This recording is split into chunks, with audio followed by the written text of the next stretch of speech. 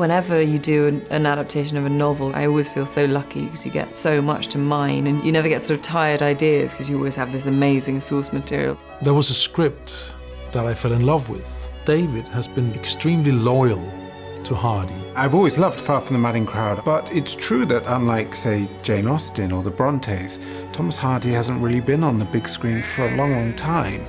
And it felt as if the time was right. Mr. Oak, I don't want a husband.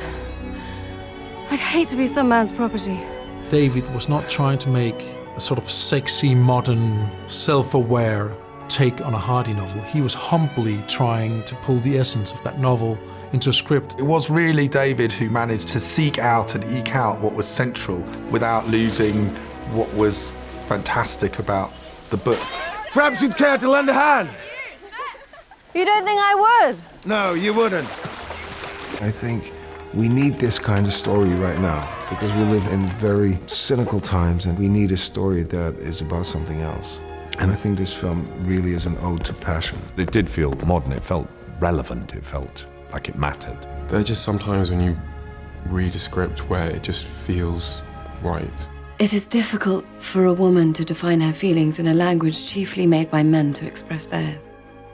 We all felt this desire to be very loyal to Hardy. Inevitably, there's a lot that happens in the book that can't happen in the film because it can't be 6 hours long. Obviously, we had to do artistic choices, but we did look at this novel as the Bible. The actors were carrying the book under one arm and the script under the other, and so did I. Please don't stare. I don't think I've ever seen a face as beautiful as yours. We always knew, because there's been a very famous John Schlesinger version of Far From the Madding Crowd, that we needed to make it feel different. As far as I understand, Troy was the character that Schlesinger sort of fell in love with for many reasons, and he was the male lead of his film. We went a different route. We thought there was an opportunity here of making Bathsheba and Oak much more at the centre of the film. I think in many ways that shift of emphasis was partly a response to rereading the book and really being struck by the way in which Gabriel and Bathsheba are right at the centre of the book. Well, you must not go. You forbid me? Yes, if you like. I forbid you. It's this amazing companionship and really kind of beautiful intimacy that they have.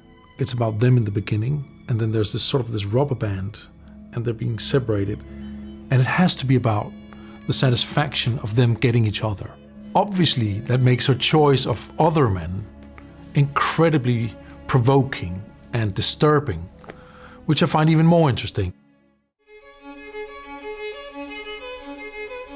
Hardy has this terrific sense of place, and he coined this term, Wessex, and created this world, really. I find these descriptions of landscapes bizarre and rich and original and tell so much about life. He matches landscape to mood, so often there's a kind of sensuality to a field in August and a mystery and eroticism to a forest late at night, and he creates this stage on which to play out these stories.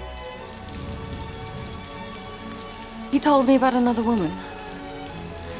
A woman more beautiful that he'd loved before, and I couldn't bear it. So somewhere between jealousy and distraction, I married him. There's a lot of characters, there's a lot of story to be told, there's a lot of reversals of fortune, reversals of fate. He's not always an easy writer. A lot of the prose is sometimes quite dense and difficult, but there's always something thrilling a little way on.